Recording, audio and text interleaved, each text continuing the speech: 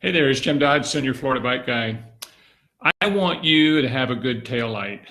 Um, I know that many people in Florida were required to have a tail light to ride at night. But honestly, most of the people that I know are not riding at night. So the question is, why do you need a good tail light during the day? There's some pretty powerful studies that show that having a daytime tail light decreases the chances of being hit by a car by about 20%. Now that's in conjunction with the headlight, and we can do that on another day. I think the thing to bear in mind is this, because I believe it's a little confusing when you go out into the marketplace looking for a light. I've done it myself. You have the lumen issue and how bright is it, where can it be seen, what are the features that you need on a good tail light. One of the things I would suggest you to do is go to the Trek website, and they've got a page in there regarding clothing, visibility, motion, and lighting. And they've got a very good description of what you need and why you need it. And they've got their own ideas of some proprietary information about their strobes and how they work and the patterns that they use, which they think are most effective. But there are a lot of manufacturers on the market that have great taillights. I've got 6 lights here today that I want to show you. These haven't been selected because I think they're the only ones. There's no scientific study going on here about these lights. We reached out to several manufacturers. They were gracious enough to send us some sample lighting. I've got a couple that I've used that I've purchased on the local market, and let's talk about it. But remember that, in my view, the whole purpose of a taillight is to help you to be seen. You know, we're on the road with cars. The driver is distracted by all of the stuff in the landscape. And the issue is, are we going to be identified as a cyclist and capture their attention so that we are seen and they can avoid us? My big concern for cyclists is I see so many people without a light, and I see so many people that have a light that's ineffective. It's too dull. It doesn't strobe. It's not seen. I can barely tell if they even have a light on when I'm sitting next to them at an event. Now, these 6 lights that I've got here today all share some commonality. They're generally going to be in the range of about 30 to 65 lumens. I've got a couple that are on the higher end. One is 160 and one is 250. They're all going to be USB chargeable. They're all going to have multiple modes of lighting and multiple strobe effects. So you're going to have different ways of setting up a strobe, whether it's day or night, and the degree of brightness that you want and how long you want the battery life for this light to be. So let's look at the first one. This one was actually, it's a Bontrager flare. It was provided to us by David Cycle World. I want to thank them for that. This is 65 lumens. They say it's visible for 2 kilometers day or night. I'm not going to point this at the camera, but give you an idea of the strobe. Now this has got multiple strobe effects like they all do. This is a very powerful light. It's waterproof, which not all of them are. It also has a mounting bracket that allows you to keep it vertical to the road when it's mounted to your seat post by kicking it out a little bit. You know, the seat post is usually at an angle, and you can kick this out and make it vertical, which is a good product to have. All right, the next one is by Cat Eye.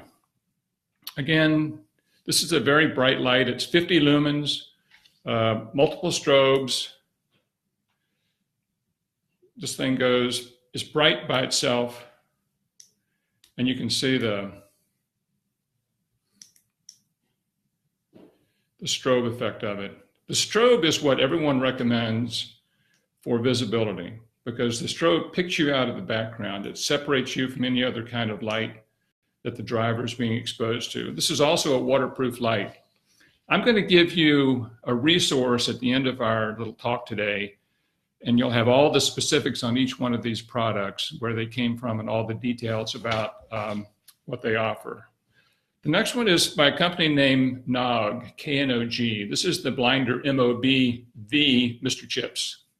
Really unusual name. So this is, again, it's 44 lumens. They say it's visible for up to 1.2 kilometers, which is good visibility.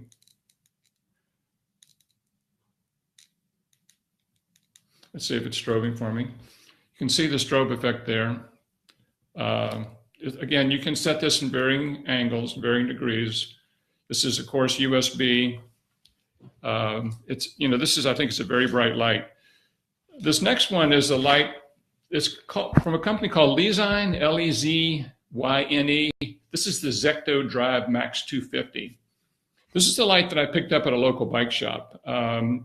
It has 250 lumens total, got multiple modes of flash and solid. It's not waterproof, but it's water resistant. Of course, USB rechargeable. I'm currently riding with this light on my bike. I mount it either on the seat post or on the frame, but you can see it's got, again, multiple modes. It's got 3 LED lights that are on the circle there that are flashing in different modes. I like this light. I like a lot of these lights.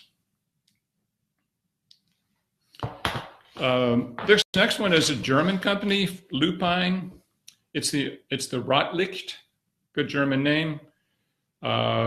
This is 160 lumens. It's also the most expensive. Most of these are going to be in the price range of around $50, give or take a little bit. This one's over $100. It's very compact. It's waterproof and it's shockproof. It's easy to use. There you go. It's got multiple strobe. It's a very small light. This has got an interesting feature that when you're riding along and you hit the brakes, let me turn this off. It has a sensor to detect movement and your change in speed. It actually increases the lighting, the degree of light that it's putting out as you apply brakes and slow down. Kind of an interesting feature that I didn't see on any other light. This was given to us by the manufacturer. And the final one is a Surface Thunderbolt. This is an old standby. I started riding with this light years ago. I was riding with it until I started riding with the new one, the Lezyne. It's not going to turn on. How interesting. There you go. So this has got multiple strobes. It's got brightness control for how bright you want to use it. I usually get through a 3-hour ride with this light. It's not waterproof, but it is water resistant. So again, those are 6 lights that I found, all sharing a common element that I think is important for visibility, and that's the strobe effect and the multiple modes that make it useful in multiple locations. They all have good battery life. They're USB chargeable. They're readily available, and they're light. I'd like you to, if you'd like, get a copy of our resource, Choosing a Good Bike Taillight. You can get it on bit.ly/get-a-good-light. You'll go on there, you can get it. We're happy to get it out to you right away. If you have questions or concerns about lighting, send me a question. I'll be happy to answer it. And be safe out there. Get a good light, and we'll look for you the next time we're online. Thanks.